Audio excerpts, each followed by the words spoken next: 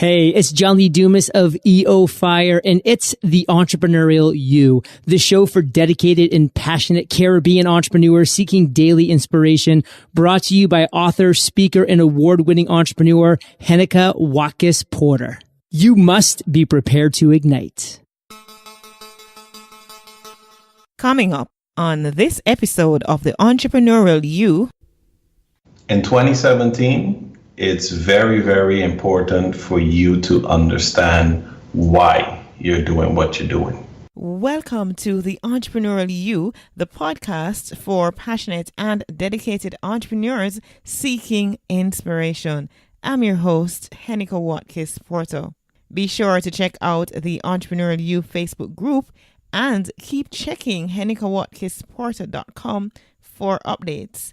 Leave me a voicemail on the website. Just click the tab to the middle right of the screen or send me an email at henekawatkisporter@gmail.com to let me know how this podcast is helping you.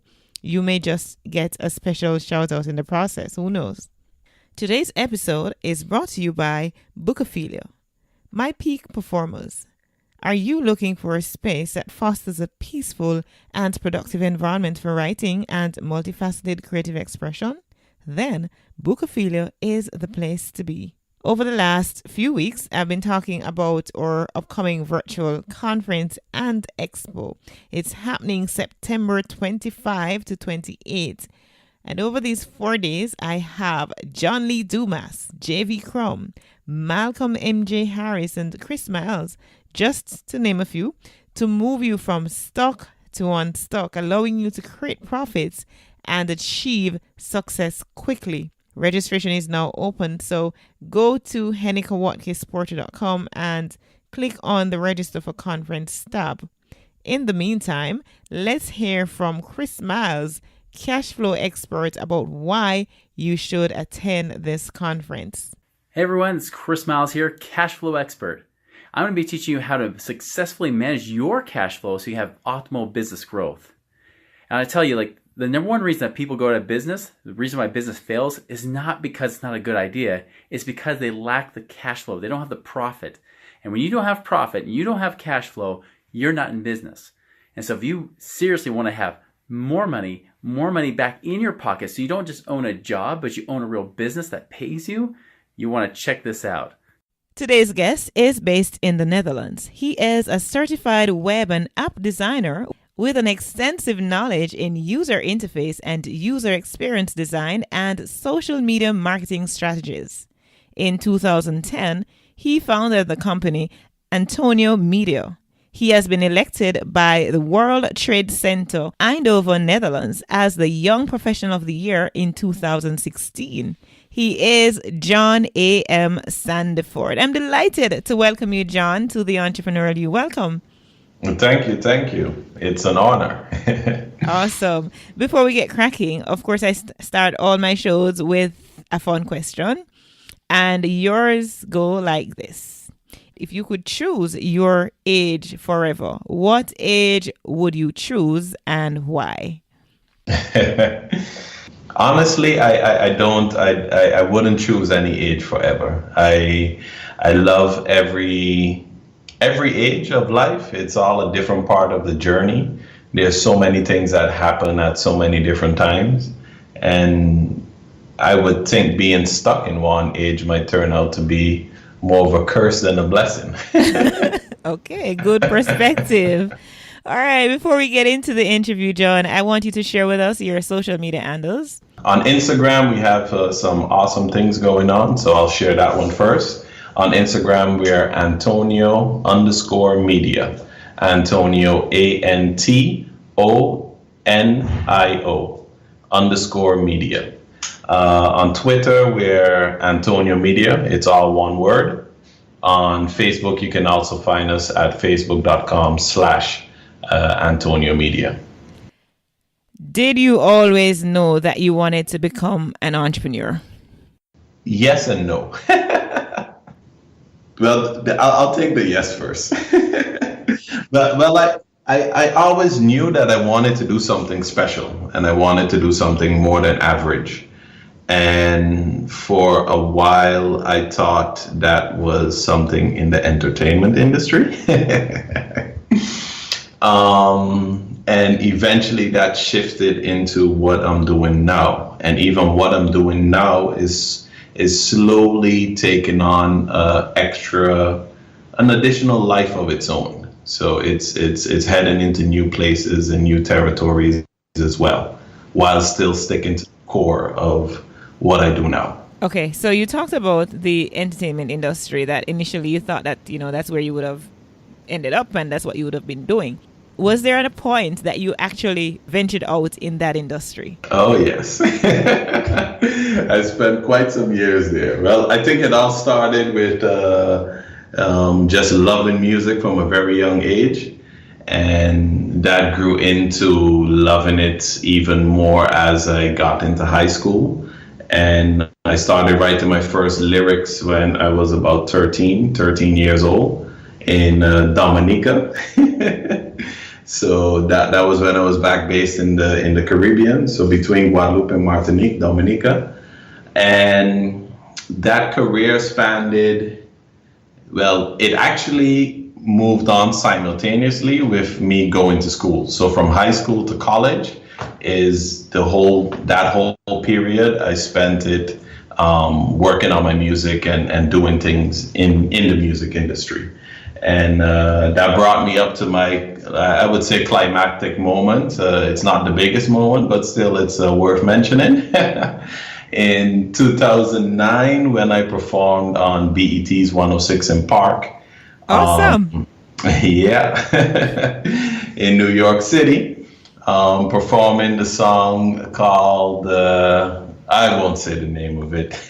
Then they might go search for it. Are you ashamed of your past? Are you?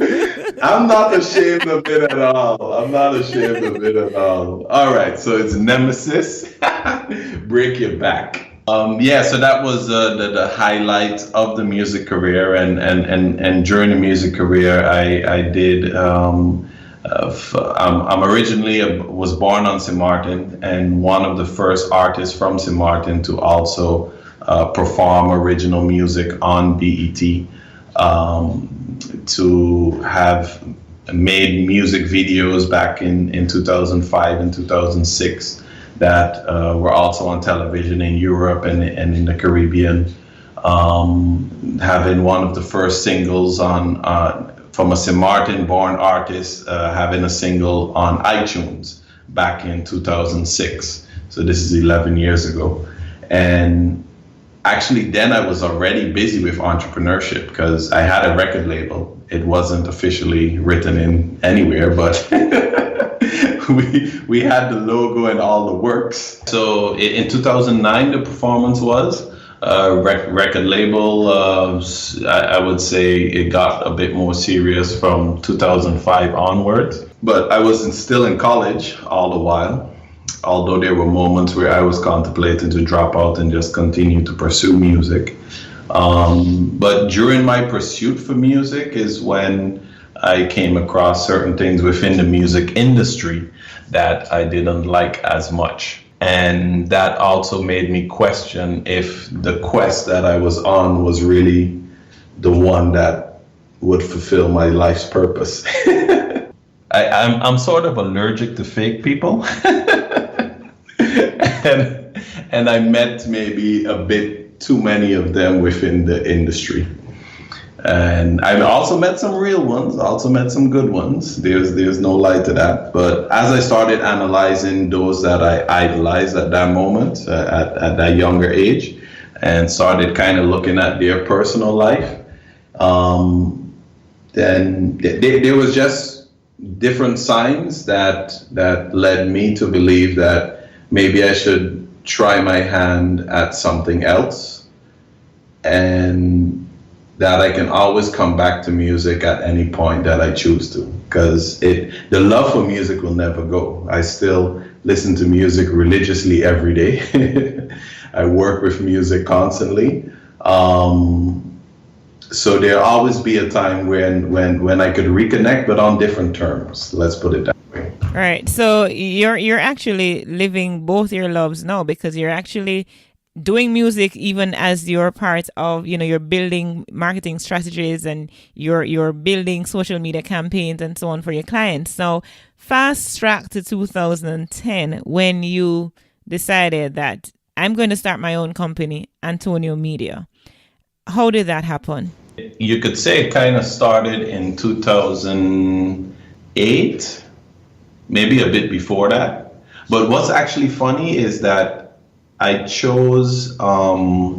started a study, information technology, and then I switched after about a year to ICT media design, which is a mix of design, communications, and ICT. And I chose that study because I could then create my own album covers and websites and flyers, etc. Since I was a young kid that couldn't pay anyone to do it, but I wanted to have the most awesome stuff. So I thought, hey, why not go to school and learn to do it? And then in 2008, when I did my first internship, then is when I realized, I actually have some skills. And people are actually willing to pay good money for them because of the type of assignments that I was getting from my boss at that moment. And that then gave me the confidence in I could actually venture out and do more stuff for other people. And that kind of started building up. And in 2010, I was completing my final internship. So I graduated and received my bachelor's degree. And I looked around in my city as to what jobs were available.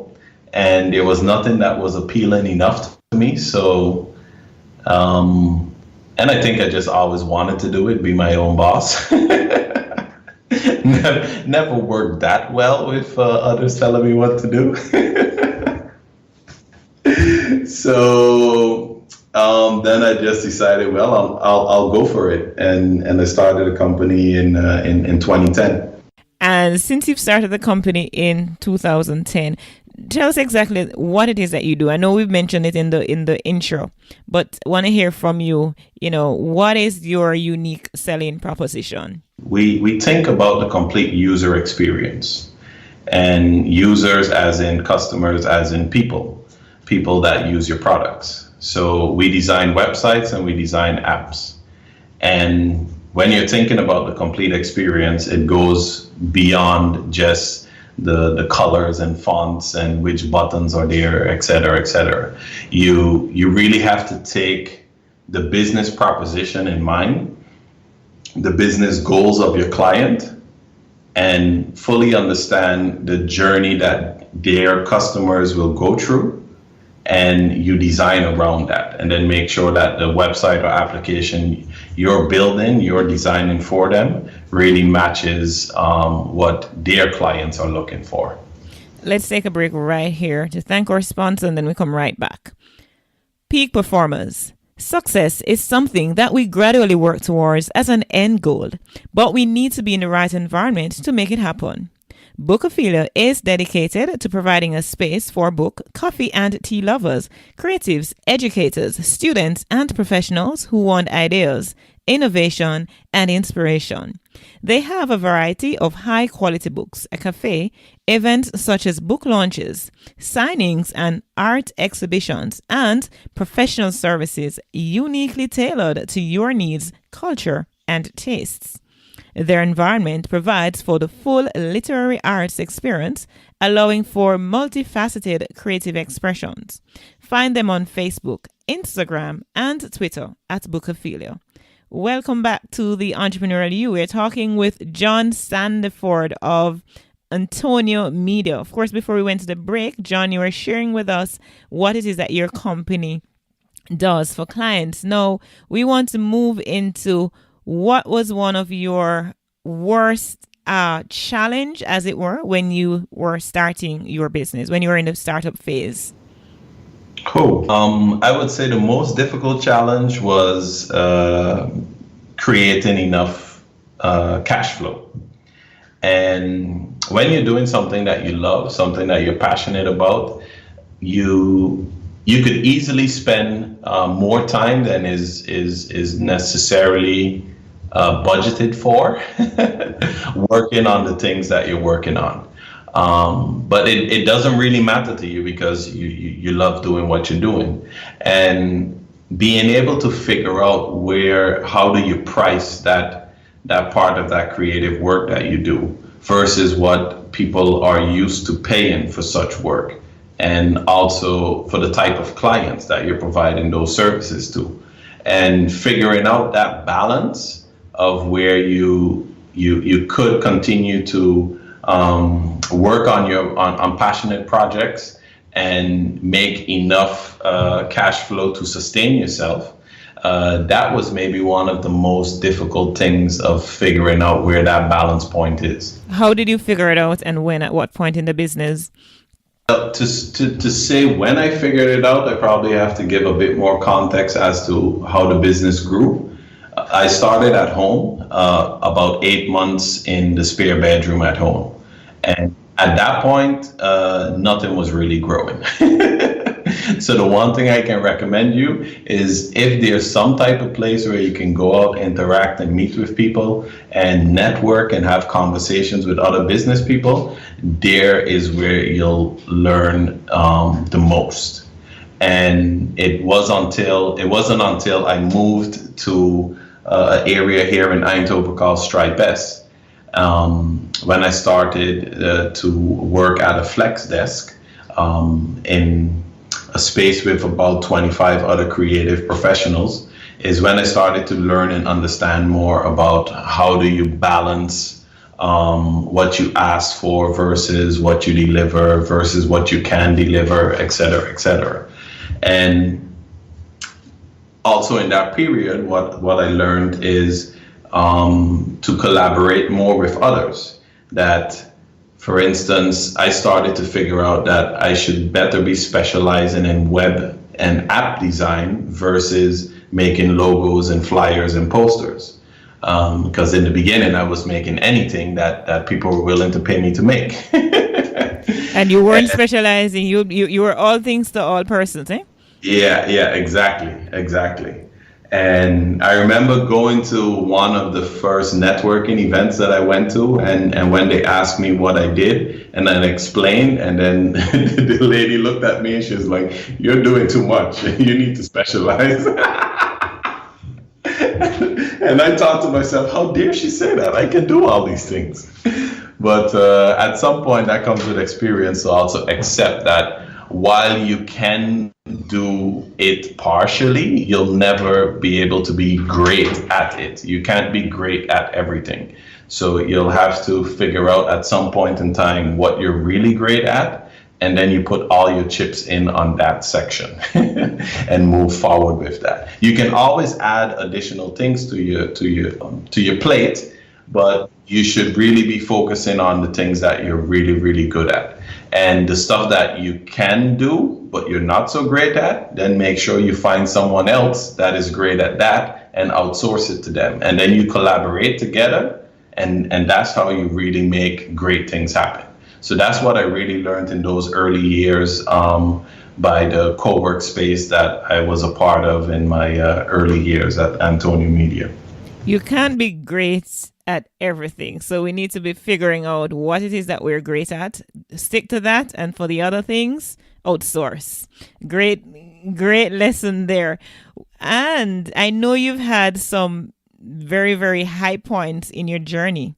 Share some of those with us. Well, here in the region, one of the first big projects that I worked on was for Rockwool Benelux. And the Benelux is the Netherlands, Belgium, and Luxembourg.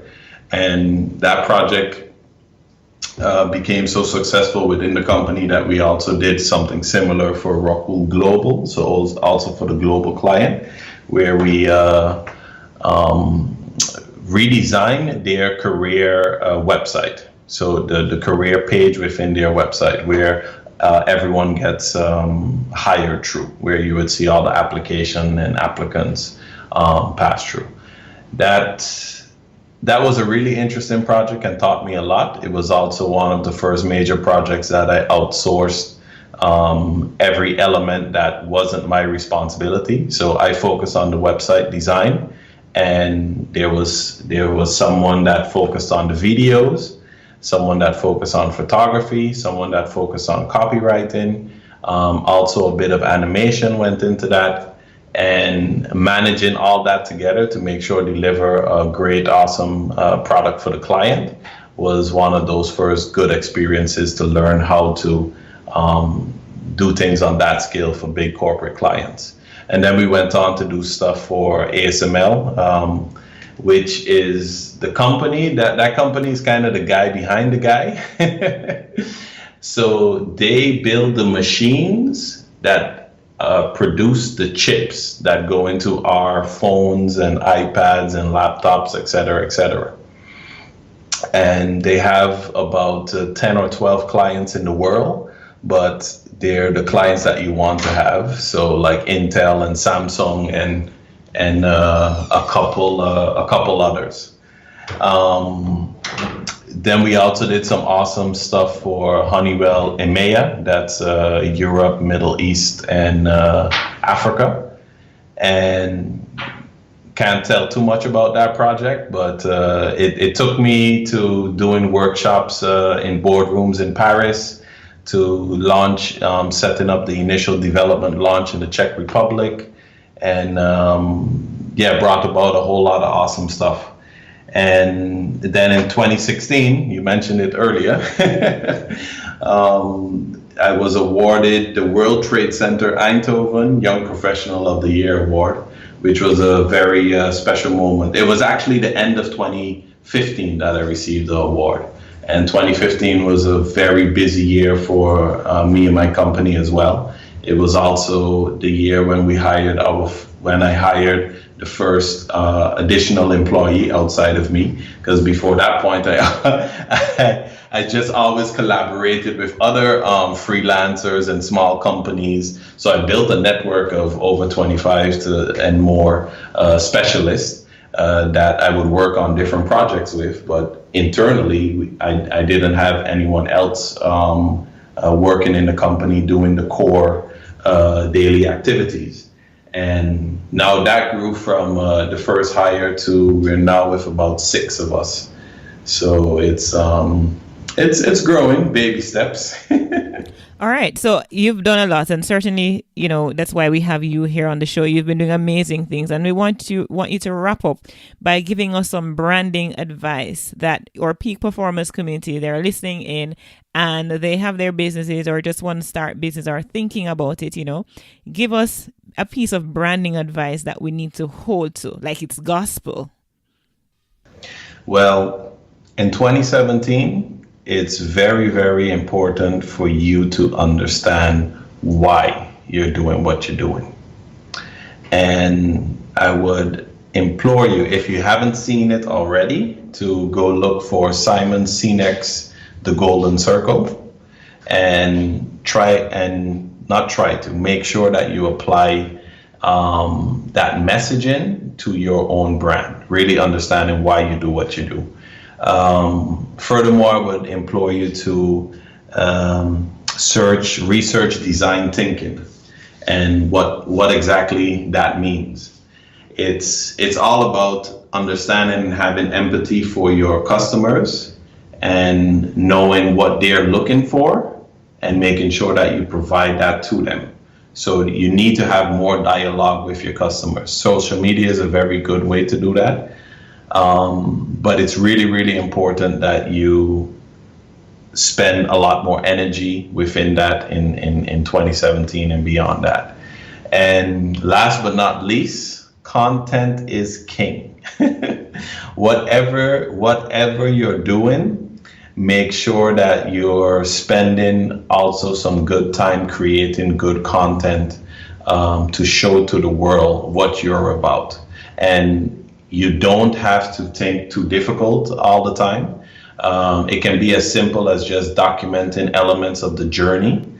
You need to step out of that big comfort zone that you're in, if you're in that zone, and move a bit outwards into the epic shit space. Really focus and do some research on how to create great content. because it'll make all the difference in how people perceive you and basically link into the products that you're trying to sell them, link into the services that you're trying to sell them. So understanding why we're doing what we're doing and making sure that we have great content, that we're putting out great content out there so that our message gets across. John, it has been a pleasure. It has really, really been a pleasure talking with you. We've been talking with John Sandiford of Antonio Media, and he's been sharing some insight on how he has moved from being an artist performing on BET 106 on Park to becoming an award-winning entrepreneur, focusing on creating awesome user experience. John, it has been a pleasure. Thank you so much for joining us. Thank you all very, very much for listening. It was my pleasure being on the show. You can get in contact with me through Instagram, Antonio_media, on our website, antoniomedia.com. On Facebook and Twitter, it's facebook.com/AntonioMedia, twitter.com/AntonioMedia. So reach out, like, follow, and we'll hit you back. That's it, my peak performers. We have, in fact, come to the end of another great show. Thank you so much for listening. From all over the world, we have Peak Performer community members in Japan, India, the Netherlands, so many islands in the Caribbean, including Jamaica, where I'm from, the United States of America, and so many, many more. I know I shouldn't have started to call names because there you are thinking, how come she's not calling my country? Just know that I love and appreciate you, okay?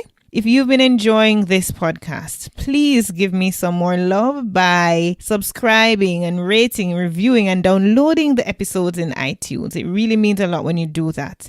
Or you may just leave a comment on the show notes page on HenekaWatkis-Porter.com. You see, the beauty of doing this podcast is that in addition to speaking with some amazing guests and connecting with you, my awesome Peak Performance community, I also get to become affiliated with some excellent products and services.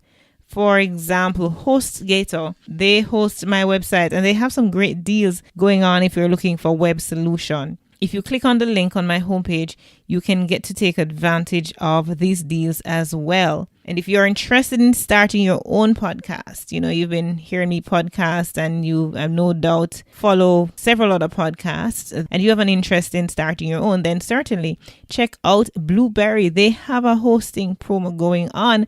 All you need to do is click on the link on my homepage, HenekaWatkis-Porter.com, and enter the promo code TheEntrepYou, TheEntrepYou. Be sure as well to check out the resources tab on my website for books and other useful resources that I personally use and recommend. I would not share something with you and recommend as a resource if I have not used it myself and can attest to the impact that it will make and it has made on me, and I know it will make on you as well. And did you know that I'm the founder of a clothing line? Yes, my very first business, Patois Apparel.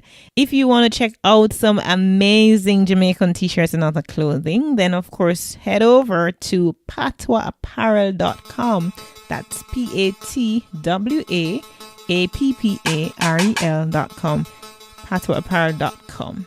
Remember, you were born to win, but to be a winner, you must plan to win, prepare to win, and expect to win. What good?